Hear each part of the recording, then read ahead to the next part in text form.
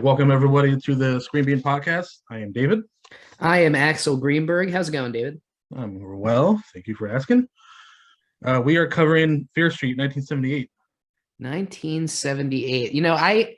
The first one was an interesting one for me because I came in here and I know I sounded pissed, but I kept saying I didn't hate it. I kind of liked it. Yeah. And then when you saw something that you didn't really hate when you saw it, but you were definitely disappointed and you sit with it and you Uh, get it's almost worse than something that you see and you outright hate. yeah. Like when you saw something and you saw the potential in something and it was the type of disappointing because it was more on the side of bad than good. And that's and the first one, so I sat with it and I really aimed to hate it. And I will say I liked this one better than the first one. Yeah, I vote second on that. Yeah. And if you're jumping in on this episode to the Screen Beans podcast, we are watching that. So I'm watching these in order, and I'm not. I know Netflix dropped these as a trilogy that you're supposed to binge watch.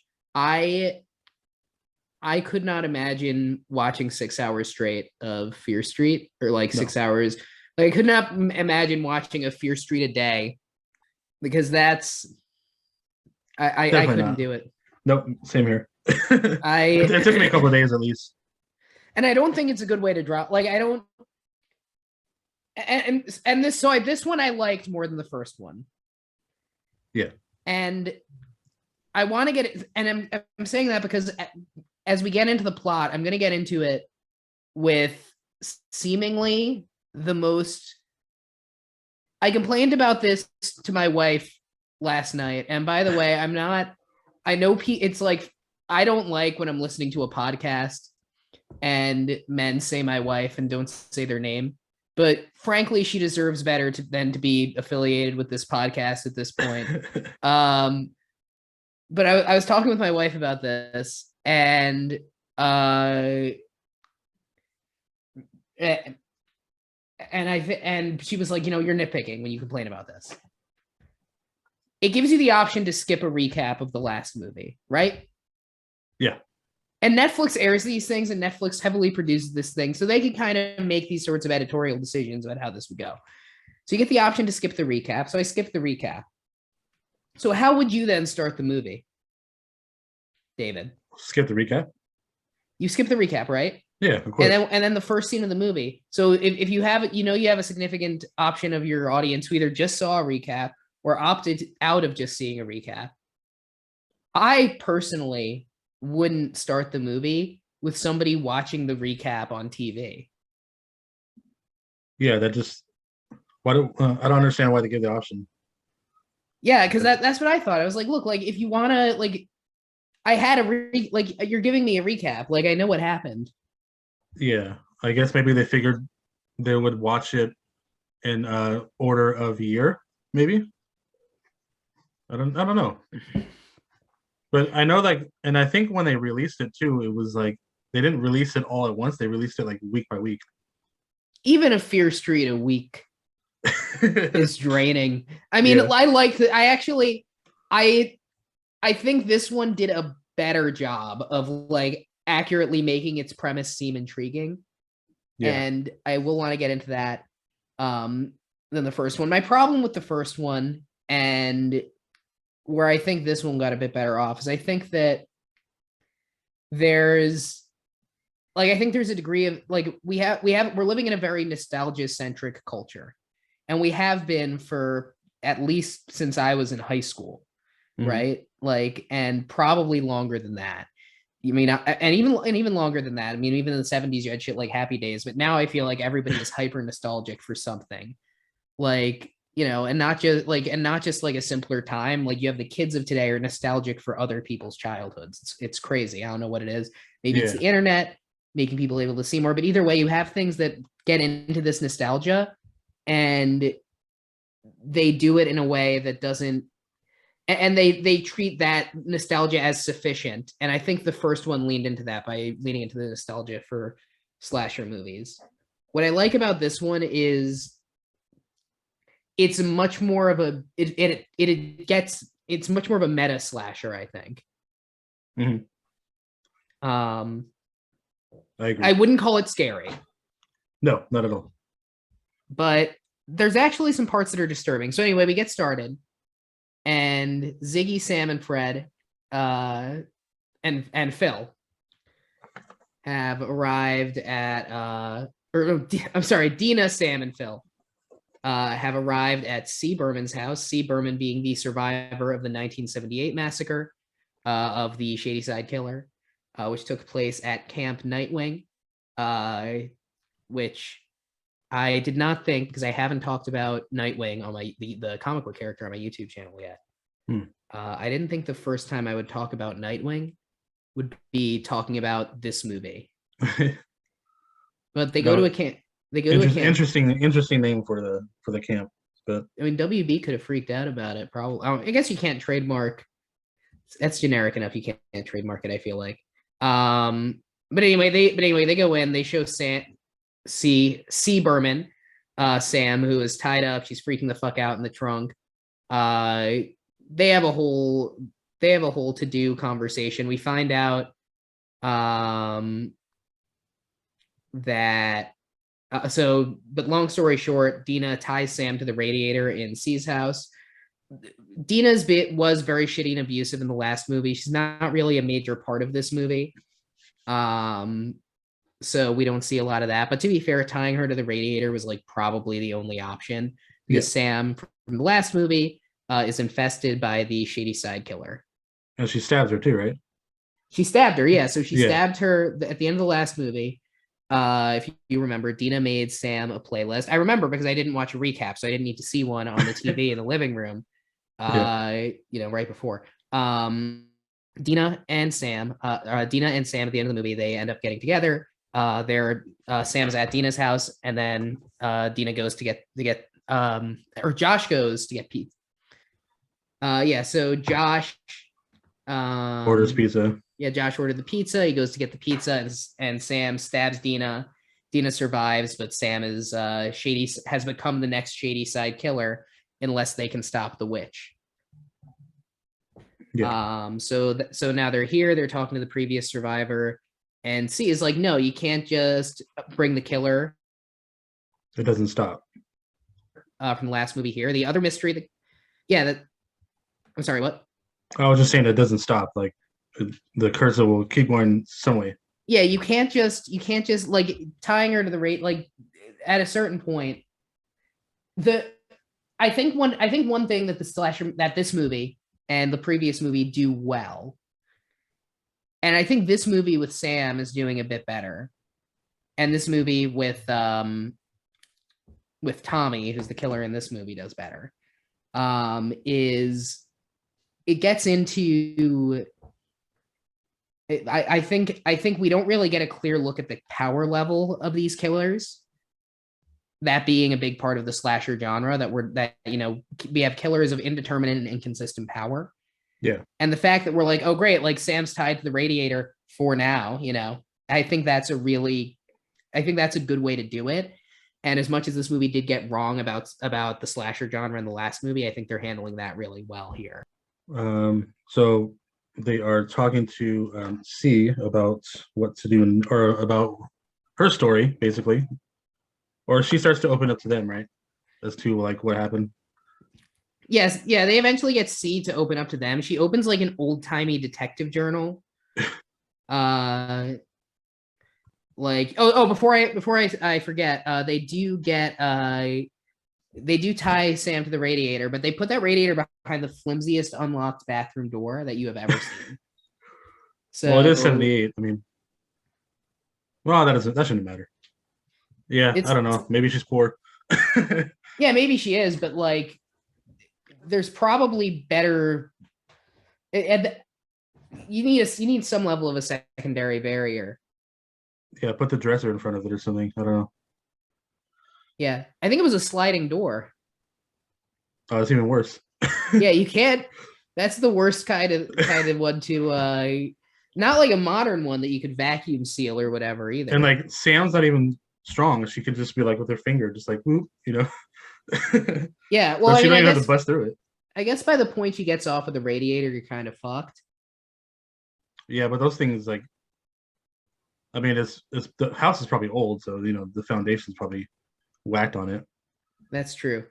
Um, yeah. So C's like, you need to get her the fuck out of here. You need to get the fuck away. Mhm. And Dina's like, no, I'm not going to let Sam die. And C pulls out an old timey detective journal and starts telling the story from 1978. So to start off, we go back to the camp. We see a bunch of middle to early high school age bullies reenacting a witch hanging on Ziggy, who is played by Sadie Elizabeth Sink from Stranger Things. Ah, that's what she's from. Okay. Yeah, and I think it's interesting that like a lot of the actors that we associate with Stranger Things, they've not necessarily. I mean, I guess they're still of young enough in age that like typecasting is like the roles are so similar for the most part, but they're not necessarily of an age where they're getting typecast into a certain type of role, but they are very much getting typecast into these like nostalgia centric movies and series. Yeah, I didn't even piece that together until you just said that. I'm like, oh, Yeah, okay. like because think about Finn Wolfhard, he's in Stranger Things and he's in It 2017, Yeah. right? And he's in the newest Ghostbusters movie, Hmm. which I haven't seen. Apparently, I've heard from everybody it's bad except for my cousin who said it was good. Really? I liked it.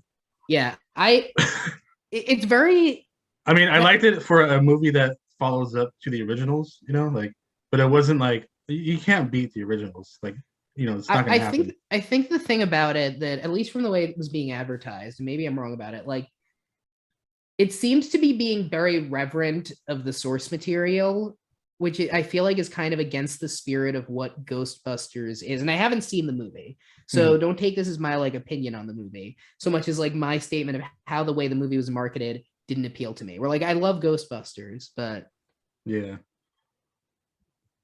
I don't know. I still liked it, we're not but talking about no, no, no. Ghostbusters today, David. Why are you're getting us distracted? I don't know. You're So Camp Nightwing. Camp Nightwing, yeah, they're reenacting a witch hanging and they are burning her arm with a lighter. Um, before the male bully's brother and another camp counselor Which run are over. the good brothers.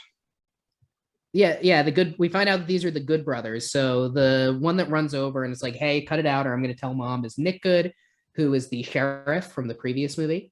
By the way, the sheriff we later saw, he slipped a note through the door that said it's happening again, and Mhm. that note was through C. Berman's door. I was hoping it was a love note, but that didn't go over well. So Yeah, there's a romance in this movie that shouldn't be, and the movie knows it shouldn't be, yeah. and it is. Well, people love a good love story. Unfortunately. Yeah, people love the good love story, but a 1 year age difference is a 1 year age difference, or like a 2 year age difference. But you can't a camper and a camp counselor, even if you're the oldest of the campers and the youngest of the counselors, Definitely frowned upon. it's not good. You can't be doing that. You can't. You shouldn't. I wouldn't if I were you. Is the thing. Bad. If I were writing the movie, I would have, and I thought of that subplot. What I would have done with that is not. Yeah. Um. Yeah, but anyway, so the camp counselor who says they're going to kicked out is kind of this regimented asshole, Kurt. And the brother is Nick. So Nick's like, look, Kurt, if we kick her out, because of this, like they fucking lit her arm, like they lit her up with a fucking lighter, like they gave her a burn on her arm, like that Yeah. gets out, the camp's gonna be in trouble.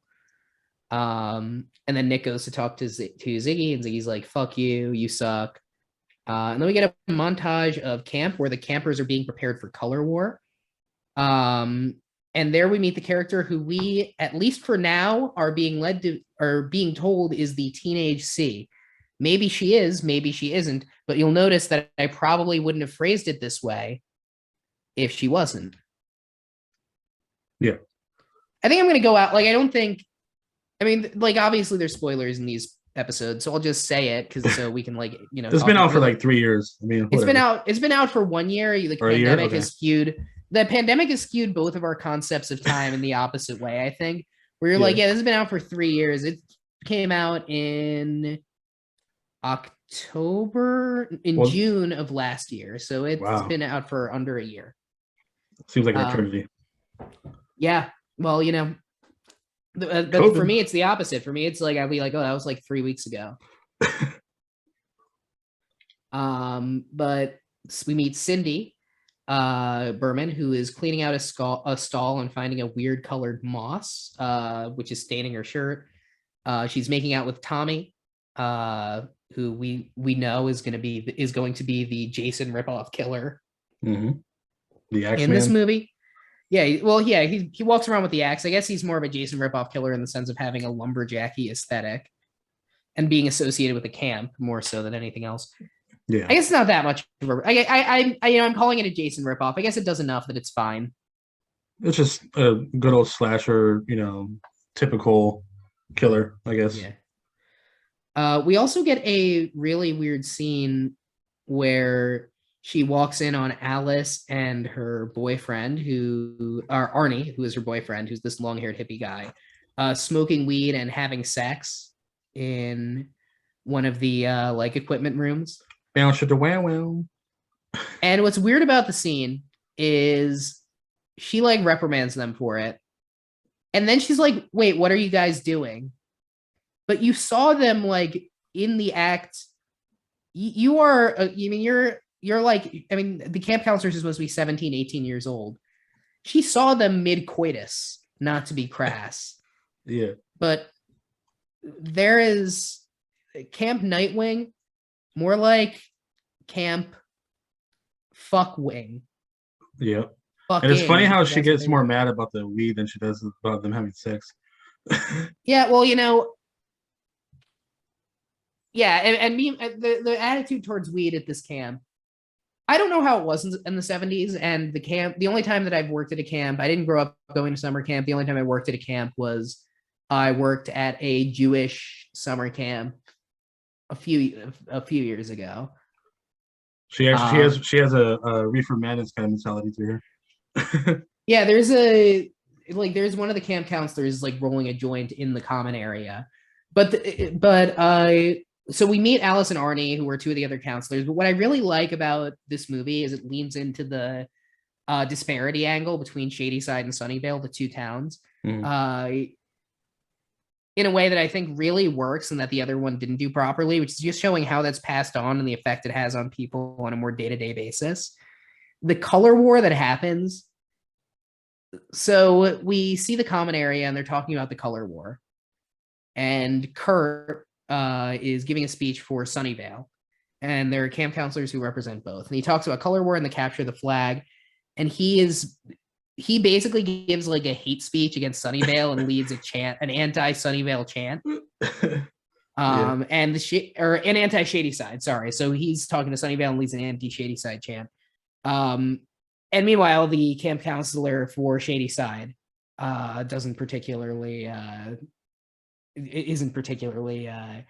brutal about it. She's just like, yeah, go win. Let's go. Yeah. But we also see they're encouraged to do this. Now, did you go to summer camp growing up? Nope. Yeah. So I didn't go to summer camp growing up. I think in the 70s, people like summer camp was like a very affordable and more common thing too. Yeah, the parents were like, yeah, get these fucking kids out of my house. Yeah, well, the kids would get out of the house. They were a lot less safe. Like, a kid could die at summer camp. Like, I don't know how many people died at summer camp in the 70s, but yeah, probably not that much. Like, I feel like plenty of people grew up going to, like, more people went to summer camp in the 70s.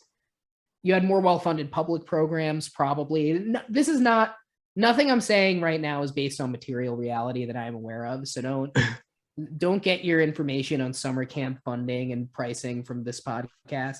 No. But I know the Jewish camp that I was working at, and these are things that, like, I know Jewish camp culture is kind of different from, like, mainstream summer camp, even though there are a lot of the same camp activities. But, like, the Jewish camp that I worked at, a lot of people got, like, scholarships and stuff to go to, but it was, like, If you didn't have any of that, it was $10,000 for the summer, like per kid. Damn. I don't think that's the case in the 70s. No, I would hope not. Even in 1970s dollars, you know. Yeah, I wonder how much that would translate to, but Or still. I'm saying I'm saying the opposite of like what $10,000 today would be in 1978. Yeah, I don't know. I would have to look it up. Probably like $40. Right. Yeah, but I like how they're exploring this idea of like, you know, shady siders are like encouraged to hate themselves, like from their childhood. And Ziggy is very, you know, she is very, very cynical about everything that's Mhm. suicide. Negative Nancy. She is, you know, this town is cursed. You're not going to get out of here. Cindy is more like, you know, we can get out, we can leave.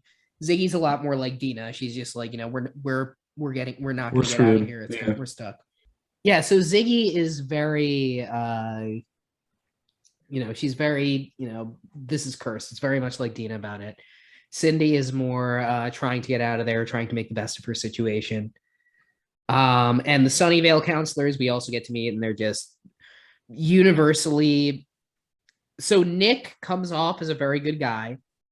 Like I said, I have not seen the last one, so but it seems like it's very obviously where it's headed. That Nick is going to be evil, and I say that because they're doing visual language of him having blood on his hands in this movie, and I believe in the last movie too. So I didn't it even doesn't catch look that. great.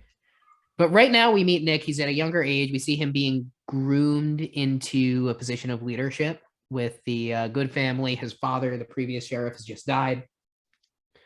And he comes off at this movie at least as just a nice counselor who's trying to help, trying to get everyone to safety, trying to be a leader in a tough situation. He's very much presented as sort of the male hero of this movie. But like I said, he should not be romantically involved with a camper. Yeah, that was weird. I mean, yeah. Shame on the writer. Yeah. Well, you know, look, if maybe that's foreshadowing that he's bad. Maybe. Yeah, put it that way. Probably not. They probably were like, yeah, this is fine, but maybe. Definitely, this is like put a love story in there too. We need it. Yeah, and you know, maybe I don't know if that was more common or less taboo in the 70s. I think abuses of those types of situations were less taboo in the 70s. But at the same time, they're taboo for the reason that they're very harmful. Either way, it's not good. But we're gonna ignore that. It's gonna come up later, but for now, we're gonna file that under Y for yikes. So Cindy goes to visit Ziggy with Tommy, her boyfriend, and the future killer in Nurse Lane's office. Nurse Lane is Ruby Lane, the killer from the previous movie, one of the killers from the previous movie who sings a song when she stalks her killers. Ruby Lane's mother, because, you know, 1978 is when this movie takes place, so 1962 when that happened would have been 16 years ago, so that would be like, you know, a killer from 2006 for us, which is crazy. So did they ever say what happened to Ruby Lane? Did they kill her or did she go to jail or what? I don't remember what they said. She was killed. They're all Okay. killed. Like they are not left like no, they are not left alive. Okay. I just wanted to know like how or okay. Never mind. Yeah. So yeah, so they run into or they don't run into she goes to get patched up, get some burn cream on her, I guess. Yeah. And Nurse Lane is freaking out about, like, you know, everybody's talking about why did you do it and why did you do it and what happened, like, you know, it's not her fault, and like, and just tying it tighter and tighter, and then eventually she snaps out of it. When Cindy goes to get her, Cindy and Ziggy and Tommy all leave. Or no, Tommy's not there this time. It's just Cindy going to get Ziggy. And Ziggy's like, hey, are you worried about Nurse Lane? She was clearly very distraught in there.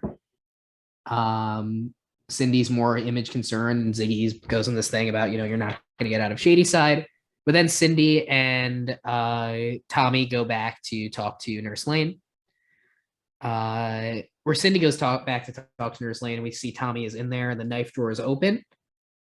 But Tommy does not have the knife. Nurse Lane does, and she stabs Tommy, saying that one way or another he has to die tonight because his name was written. Yeah. So that's how we know he is going to become the killer. Not a great situation. Definitely not.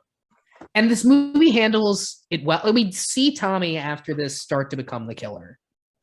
Well, yeah, he starts to become like lethargic, right? Like and like space out a lot and stuff. He becomes lethargic. He spaces out. He hears whispers, and then one day he just goes from one to the other. Mm-hmm. And we see him transform into it, and it's interesting to like see that happen to somebody and know that's happening, and just know the other shoe is going to drop, and it creates a really good tension with it. These movies in general, like I said, are not particularly scary movies. I guess if you're like the target audience of a teenager, they probably are. Yeah. But at least for me, like I wouldn't call these movies scary. And this isn't scary either, but it provides a much better sense of tension than most things in these movies, I think. Yeah. That being said, I mean, we see him get changed, but Tommy basically had the personality of warm milk before he got transformed into the killer.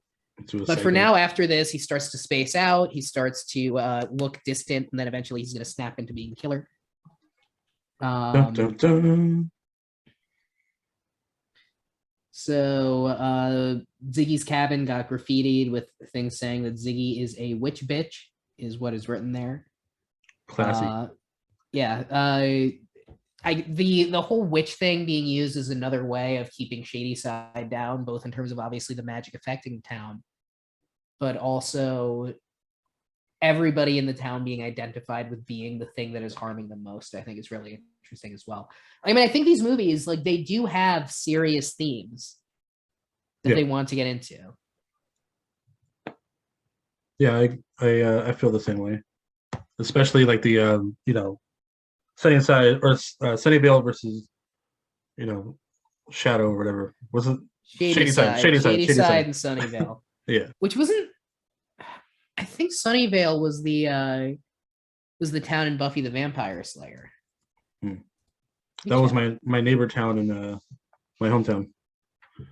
I mean, I guess it's probably the real. Oh, it's Sunnydale in Buffy. Okay. But I grew up next to Sunnyvale, so. Yeah, but I mean, getting into just the the economic divide, the cultural divide, the way that the people in Shady Side are blamed for their problems, and when it's literally a curse that's outside of their control. I mean, it's really interesting stuff. Yeah, there's no way to get out of it unless they eventually figure it out. Yeah. And as we continue, especially with the third movie, you kind of figure out the conclusion. But until then, we get into the next couple of scenes. So Tommy starts to act like really weird during the rally as well. He's like spacing out. Yeah.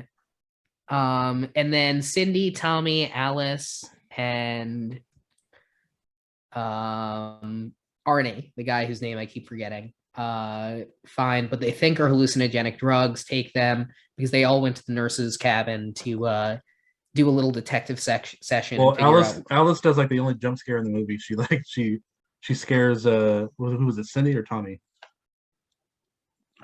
She pops out of nowhere and she scares one of them. I think I think it was to scare Tommy. Yeah, and that didn't even register as a jump scare for me. Well, I mean, she came out of frame out of nowhere, and then and I think he actually reacted to it. Do you feel like I guess as I get older, Tommy. jump scares just don't really hit much? Yeah, do you find that? Yeah, for sure. Used to freak me but it was out. but it was like the only one that's really in the movie. Which is good. These movies don't do jump scares, which is good. Yeah. So they go further into the office. They find those pills. And they They find a after map that leads 1284, to yeah, they find a lead map. to a bunch of like X marks and Sarah Fier's cabin. womp womp womp. Not good. Now, I think I guess there are teenagers that would I, teenagers like to be spooked, but I think if they think there's like a real witch curse, they usually don't go to the cabin, like, or at least as a group. But I guess this movie does justify why the one who believes in it would want to go there, and Cindy doesn't believe in the curse at the time. Yeah, but Alice totally does. Alice does. And we later find out that Alice, has always believed that she's going to be the one to put an end to it. Hmm. Well, then also we kind of skipped the part where like when Tommy walks out of the uh, the the office, he sees that burning like cross or for like a split second as like the witch is burning, I guess, or something. He sees like Yeah, some kind of weird he vision. sees the whole like flashing slideshow of different historical stuff that's happened with the witch that Sam sees when she gets her first nosebleed in the last movie. And that's when they go on their little treasure hunt. Yeah. And I guess it's interesting that maybe becoming the shady side killer just manifests differently in different people. Because Sarah, like Sam in the previous movie, she, now we know she's becoming a shady side killer and, has become shady side killerized, and they're trying to stop that. And for us, it was like she had flashbacks. She's basically asymptomatic of doing anything, fully present. And then one day she fucking snaps. Tommy is like fucking not well very quickly. Yeah, all within For like a couple of days, right? Or maybe a day or within something the like that. day, Within the day, yeah. this was, so they were in Sarah Pierce's cabin like that, or Nurse Lane's cabin that afternoon, and this is that night. Okay, yeah, that's right. So this would have been like Like 5 hours or so. 5 to 10 hours Okay, afterwards. very quick. Sam in the last movie, it's days. So maybe it just affects people differently. Maybe the writers didn't think it through maybe the writer didn't particularly think it through very well. Mhm. I'm not gonna say. But either way, it doesn't affect my enjoyment of it that much though. So they trot along and they notice the X marks are holes in the ground Yeah. that And Nurse Mary was digging. yeah. But before we see that, we get to see more of Nick's lovely relationship with Ziggy, where we find out Nick is also not like the other Sunny Bailers.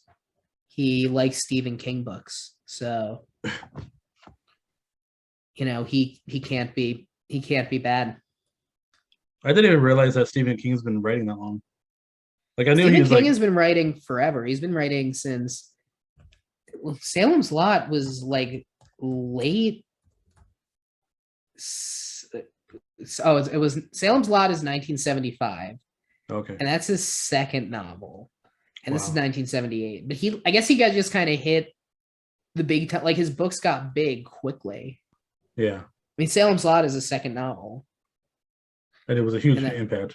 huge hit, yeah. Yeah, And I mean, that's him at his peak too. I mean, he starts out basically at his peak of consistent quality. hmm. And I think there is some charm to 80s, 90s King too, even with the inconsistency and the goofiness. I will defend Christine to the death. I haven't, I don't think I've even read any of his books. You haven't read any of Stephen King's books? I know I should because I know there's like some that I want to read, but I just haven't done it. Yeah, you're a horror fan. Yeah, I'll get around to it. Yeah, you got to. I guess it's hard. Part of me wants to say start with it, but it is also like 900 pages long. Yeah, But it's probably the best one. If you're not going to start with it, and you want to start with something shorter, I would start with The Mist because that's like a novella. It's short okay, and it's very good. I shall check that out. Yeah.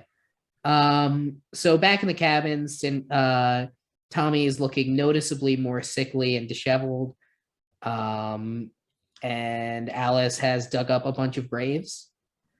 I guess clearly looking for witch graves. Oh, we also forgot about the real quick the how she like fills up the bucket with paint as the Carrie reference Oh because she yes, doesn't have blood. So yeah, that's why they talked about Stephen King books. Is because yeah, he fills up a bucket with paint to be pig's blood, like in Carrie. but then Nick's like, no, I have a better idea. Yeah, And Nick says he has a better idea. They're going to go to the Weird Creatures Lab, which is that a thing that camps had in the 70s? I don't know. I Probably. guess like I guess in the 70s you could just do shit like that. Like I know classes have like class fucking hamsters, but a Yeah, camp's not like a camp doesn't have somebody on duty to be like, hey, you're some fucking tarantula. I'm sure they had a bunch of bugs and stuff from the woods. Yeah. It's infested. I mean, I'm good on that. So they all go, so they're all taking a look they end up taking a look in the witch's house, and find a whole cult ritual area. And they find out two things. Number one, they didn't take hallucinogenic drugs, they took Tylenol, which was funny. Yeah. And number two, they find the wall that we saw at the end of the last movie that has all of the Shady Side killer names written on it. And on the bottom is Tommy's name.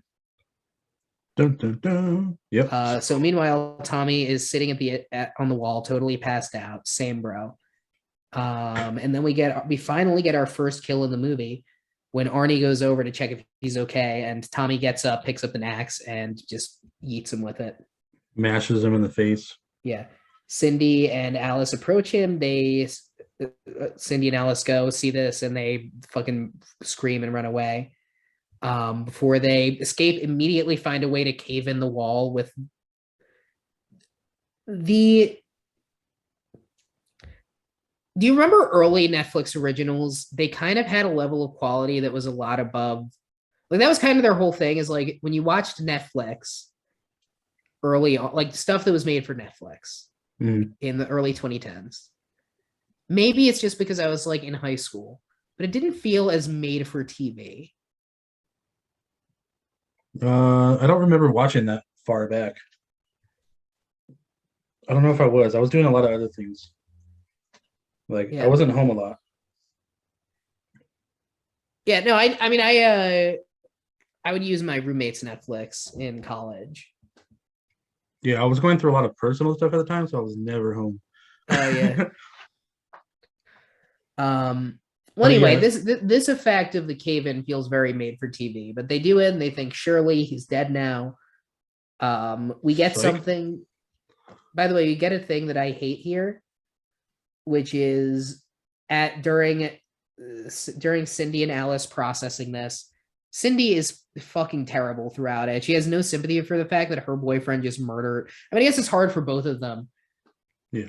Obviously, it's hard for both of them. This movie is just people understandably freaking the fuck out. Yeah, but Cindy's kind of stuck up and a prude, you know. Well, yeah, but like her boyfriend just turned into the fucking number. I don't think it's good to call women prudes for being upset that their boyfriend turned into the Shady Side killer. No, but I mean, I'm just saying previous to that, you know.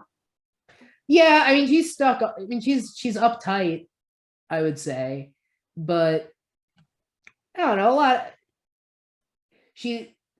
I don't think it's unreasonable. Like she wants to get out. Yeah, I sympathize a lot with Cindy. Like I know she comes off as abrasive, but I do sympathize a lot with Cindy. Yeah, I get it. She just annoys me. Yeah. Because she complains like a lot too. Yeah, but what we get that I hate is throughout this, we also get the conversation where a character is like, no, this isn't real. It can't be real when they've seen like irrefutable evidence. Yeah. Kind of like Destin is like, look, I know we don't believe in vampires. Yeah, exactly.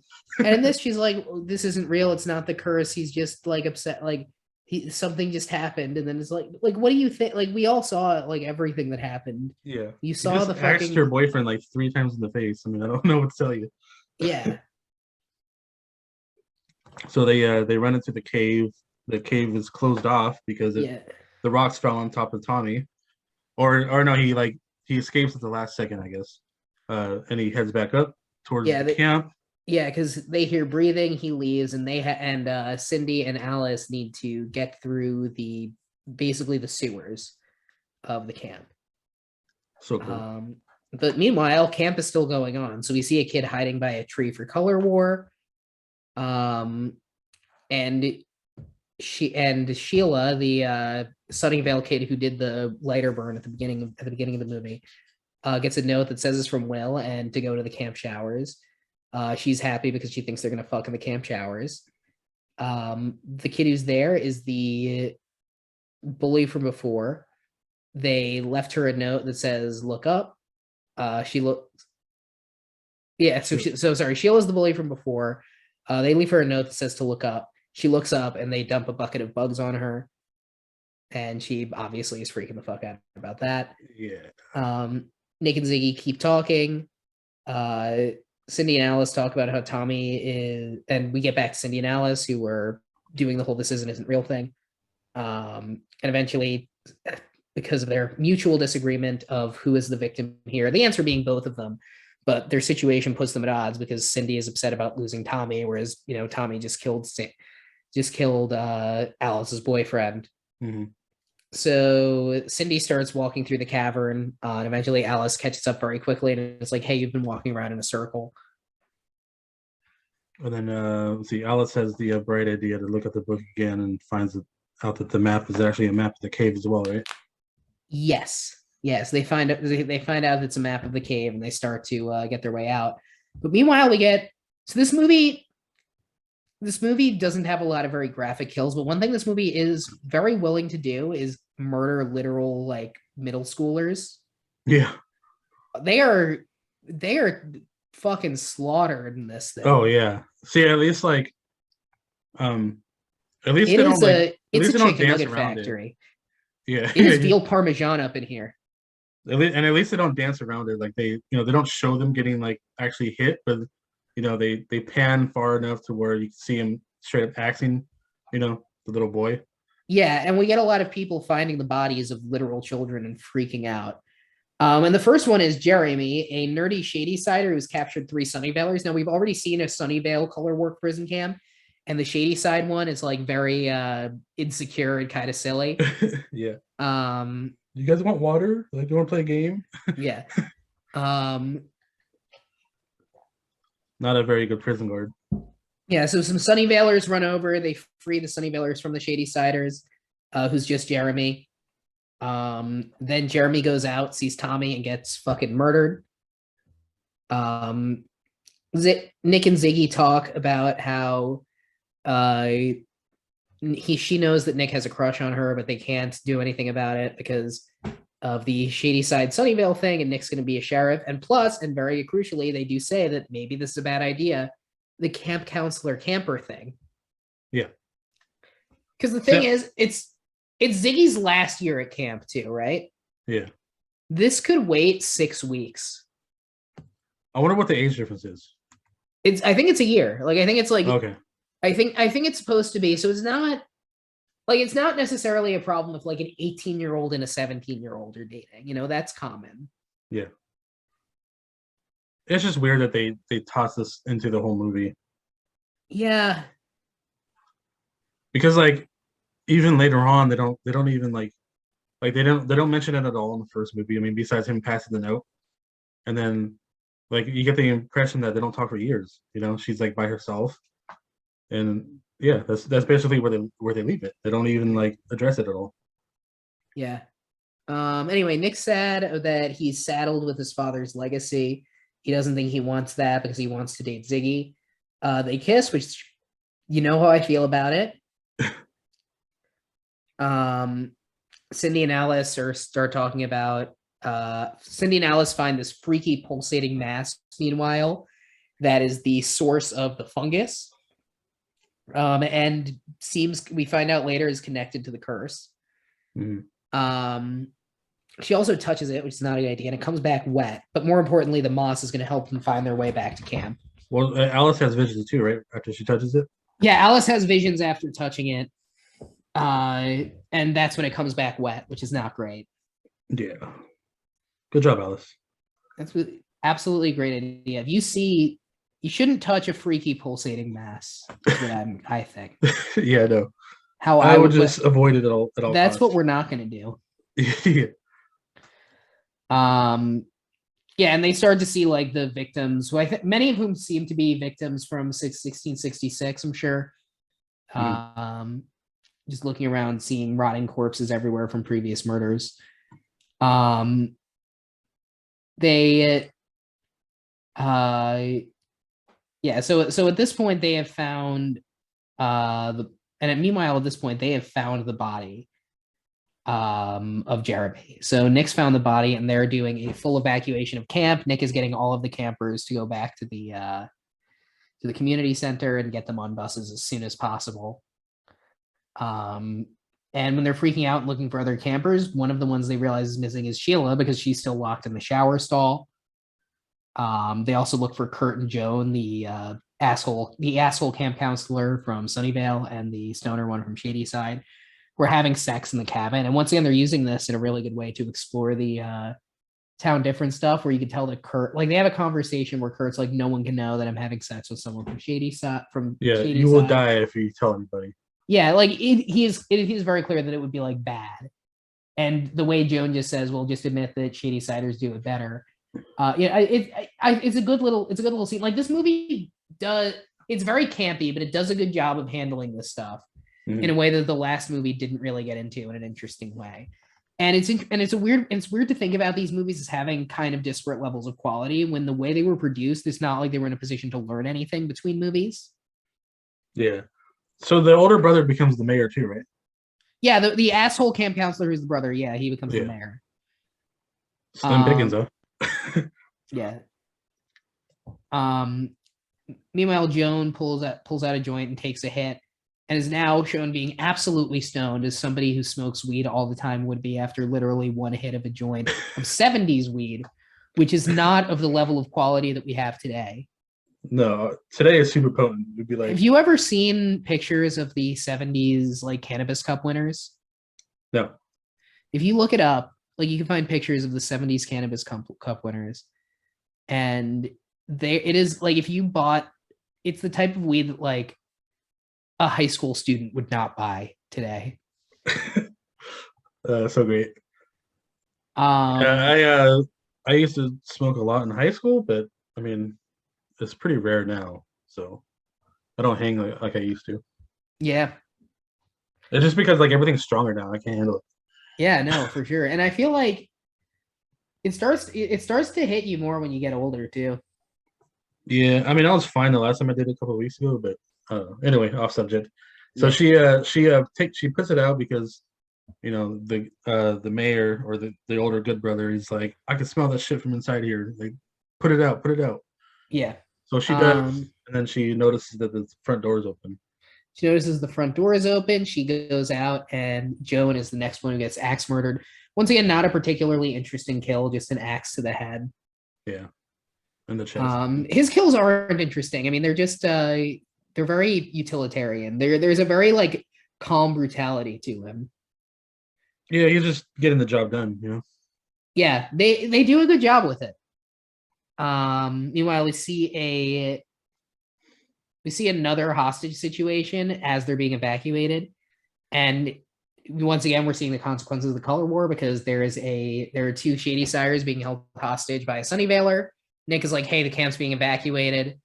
Shady Siders are like, okay, can we go? And the Sunnyvaler's like, no, let me go check. You guys have to stay here. He takes the lamp, which is their only source of light.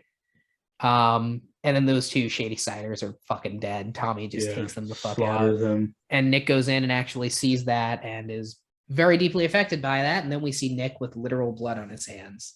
And it's also funny that, like, not funny, but like the Sunnyvales are, except for Nick Good at this point, they're all pretty much assholes. I'm sorry, I misread my notes. It's not that he saw the Shady Side kids dead. He finds Joan's dead body right after this. Yeah. But yeah, the Sunnyvalers, Nick is made to seem like he's good. Yeah, he puts up a front. Yeah. For sure. I don't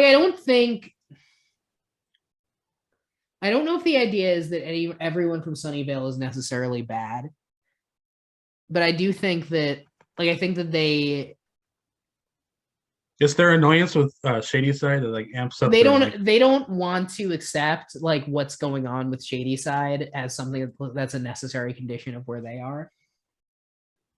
Yeah. I Like don't know.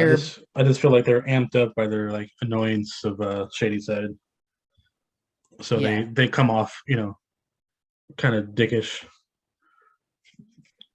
Yeah. Um so Ziggy goes into the showers and gets into a fight with Sheila. And that's how they find Cindy and Alice because they're walking through the moss and they're under the outhouse. So they're in the sewers right under a toilet. Where we meet Gary, another camp counselor who finds Cindy and Alice and starts lifting Alice up on a bucket pulley system. But that doesn't work out because Tommy comes in, murders Gary right off the bat. Well, right before that though, they all go to the mess hall, and that's when Nick tells Gary to go and help Ziggy get the. Or no, I get no, never mind. Maybe that was that was earlier in the movie. Yeah. Never mind. I was thinking. No. So Nick got all the kids back to the mess hall, and because he did find the bodies of the two Shady Side kids, and finds out that Jonah's dead. So it's both. So he finds the bodies of the Shady Side kids. He finds out that Jonah's dead.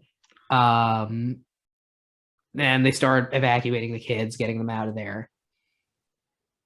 So Gary's head gets chopped off and his body falls into the crapper. Which is we good. lose Gary as quickly as we got him. And also that means Alice is not able to get out. Ziggy runs and is not able to get away. I don't think I got this in my notes, and I must have forgotten. Does anything happen with Sheila? What goes on? What's going on with Sheila? No, I think she just runs back to the mess hall. Wait, okay, so no, she gets killed. She gets killed. Sheila gets killed too. Yeah, she gets killed. I think right after Gary. Yeah. Oh no! She runs off like as soon as Gary and Ziggy comes in. Yeah. Like she runs off. Or she runs off at some point. Yeah. And I think she makes it to the mess hall, and then later on we find out what happens to the rest of the campers. But yeah. Yeah, and I'm not trying to rush through this. I just had a lot of notes in the plot of this movie, and we're running up on an hour. Yeah. So yeah, I'm pretty sure she lives. Yeah, but they they find their way to a grate. Ziggy runs away and turns on the radio. Cindy starts yelling for help. We get a whole thing there of Ziggy hiding from Tommy, turning on the radio so he can't hear to sneak up on him because she realizes like he can not really see Oh, and I bet you that bothered you too, right? Because the 8-track player was like great sound quality. I don't think was it a cassette in this one? Or it might have been a cassette. Vinyl. Was it? No, it was like a handheld like it was like either an 8-track or it was the camp radio that they were using. Well, I know what a cassette player sounds like because it's the 90s. I don't know what shit from the 70s sounds like. It was either 8-track or vinyl, but yeah, because if it was vinyl, then yeah, I think that's about what it would sound like. Okay, I don't know. It just sounded a little too clear for me. But yeah, I mean, yeah, the speaker wouldn't have sounded that good like on a camp loudspeaker, but it didn't bother me as much as the cassette. It's like cassettes are literally the fucking worst. Yeah. So she distracts Tommy by playing the music. Yeah, but then the radio skips, so Tommy finds her, and then in the chase, she puts the potato sack that we saw him wearing on his head over it. And she almost gets him, but he basically fights her off. Yeah. But meanwhile, Cindy's gotten out. She's able to sneak up on him and stab him a bunch of times. Well, she finds a different way out because she couldn't get up the crapper. So yeah, she had to go a different route, and it takes her to the mess hall instead. Yeah. And Alice is still down there, but she reveals that she's found Sarah Fier's separated hand, and that by uniting the hand and the body, the curse can be lifted. And they had the location of the body on the map. So we also realized that Nurse Lane was trying to get these two separated. Yeah. So Alice is trying to get them to bury the hand. And we see the pulsating house fungus come to life in a creepy way. And Tommy's body does a little twitch. Oh, we also skipped the so even before she goes back to the mess hall, as Nick Good and Ziggy are hiding from Tommy, Um, while they're about to get away, he axes Tommy in the or not Tommy. He axes Nick in the leg, right? Yes, yes. So when Tommy during that altercation, Tommy axes Nick in the leg, but otherwise he's fine. They don't show him run off though, right? They don't show Nick run off. No, I know that Ziggy runs off because he tells her to go. I think they show Nick run off. Okay, maybe he went a different direction or something. I think they did. Maybe I was looking at my notes. Yeah, because I don't remember. Okay, anyway, so in the mess hall, um, Ziggy almost gets him, but it's Cindy that comes to the rescue and stabs him like 3 times in the chest, and then Tommy is appear to be dead. That's when we get the that weird like organ thing, bringing out more bodies or more killers. Yeah, and they tell Alice to stay there because during all of this, Alice jammed her leg through a giant rusty stake in the ground, so her leg's not doing great. But Alice gives a speech about how everything that's happened in Shadyside, including her own problems with self-harm and everything else that has happened, is all because of this curse. So she's lost everything to this, and she needs to see it through to the end. It's a really beautiful speech, but then Tommy immediately kills Alice with an axe, and Cindy then decapitates it with a shovel. It's a very like Samuel L. Jackson in Deep Blue Sea moment. Yeah. Oh man, I didn't even like think about that till now, but yeah, that's great. And then like, she has like her 5 minutes of fame, and then all of a sudden she dies. Like, okay. Yeah, this movie does save all of the killers coming back, like the thing that was basically all of the last movie for like the very end, because this is when we hear Ruby Lane singing. So Ruby Lane comes out of the gate, and we see all of the other past killers coming out of the gate. Tommy's body grabs at Ziggy's leg and starts to get back up as more of them start to come. He's healing himself. The Leatherface guy who we see in flashbacks who has like a baby mask is coming out. They've gotten to the grave site, and they're digging and they just find a stone because they're at the wrong grave site, not the one from the last movie that they visited. So they're at the wrong place. They find a stone that says "The Witch Forever Lives" on it, and there's nothing they can do.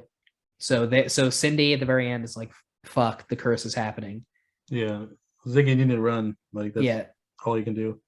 Yeah, so that's what she said. She's like, "Cindy, Ziggy, run! They're after me."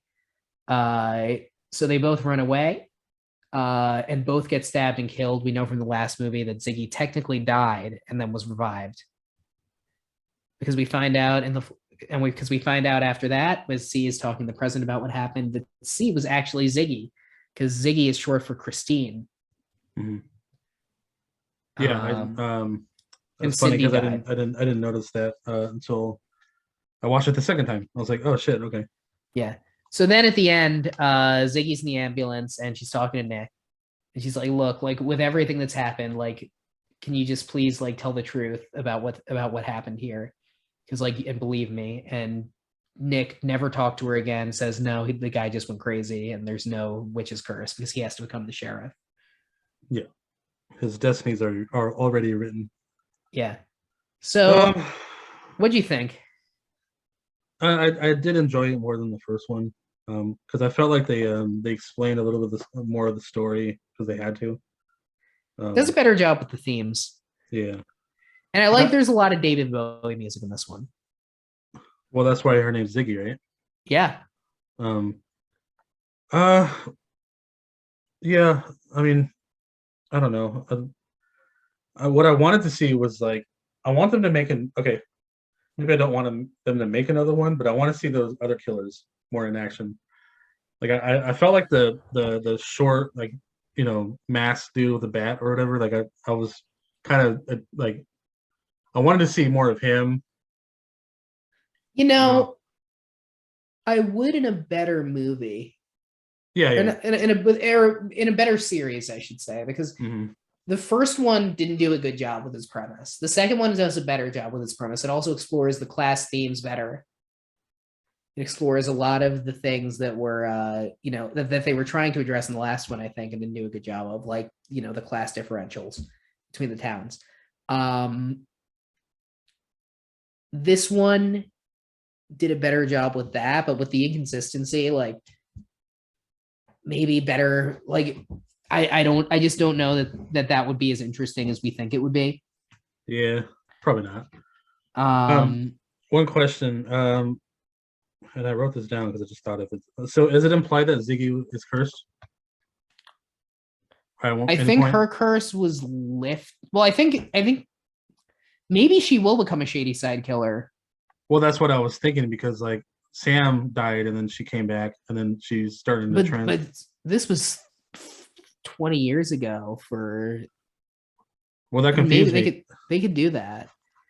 They could do it, Yeah, but I don't know that they will. But they could. I don't know. It could be an interesting way to handle it. because you would think that it would have happened like right away, I don't know. Because I was like, wait, because they disappeared right after she died, and then that's when Nick comes out and Yeah. resuscitates her. Yeah, I don't So know. I was like, why didn't the curse continue with her? But who knows? It'd be interesting.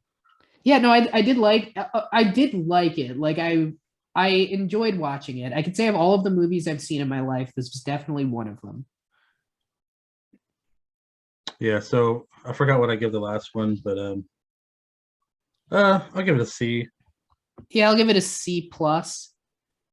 Yeah, C plus is good. I want to see the next, like I want to see where it goes. I want to see how they handle the setting. I'm worried that they'll try to imitate a completely different type of horror movie and try to do something like Calm and Quiet, when I think the campiness of this one is part of what made it really fun. Yeah, because it takes place in 1666, so we're Yeah, not gonna like you think have. they might be trying to take something from the Vivitch. Yeah, yeah, which I think they don't mean to do. I don't think I've never watched Well, it, I but don't know. Well, I think they might mean to do kind of a pastiche of like the A. Like, I mean, if they're trying to do a pastiche of the A24 style with the next one, just based on the setting, like that would be not yeah. great. It is So fun going into stuff that's already come out completely blind. yeah, yeah, yeah. See, I already forgot everything about the third one. So Yeah, because this has been out for months. Like plenty of people know exactly what the third one is like. yeah, see, I already forgot everything about it. So once I see it, I'm gonna be like, oh yeah. Um, yeah. So let's hope this next one will be a good conclusion. Yeah, I'm looking forward to it. So do we have any plugs for before we head out? Yeah, you can follow me on YouTube, Axel Greenberg, and you can follow me on Twitter, Axel Greenberg as well there. AXLGREENBERG.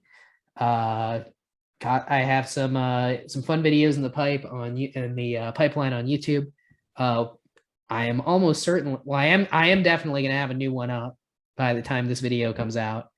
By the time this episode of the podcast comes out, I mean just talking about cinematic universes and the death of the cinematic universes, or why I think it's good that the Batman isn't connected to a cinematic universe. I still haven't seen the new Batman movie, but I will be rectifying that this weekend as well. And then after that, I'm working on something about the Yakuza games, so it's going to be some fun stuff there. And my tweets are bad, but you can read them. I don't even tweet, so it's okay. You can find me on Instagram, Kelly_DTO. You can find our YouTube channel, Screen Beans. Yeah. So please follow that, subscribe, Or wherever share. you get your podcast too. If you're on Spotify, subscribe there. Apple Podcast, yeah, Yeah. all the goodies.